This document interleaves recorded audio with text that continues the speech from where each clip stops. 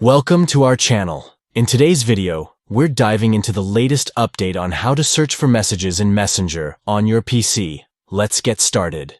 First, begin by opening your Messenger account. Whether you're using the desktop app or your web browser, log in, and you'll be greeted with your chats. Next, locate and open the chat where you believe the message was sent. This could be a conversation with a friend or a group chat. Whatever it is, click on it to open. Now, here's where it gets helpful.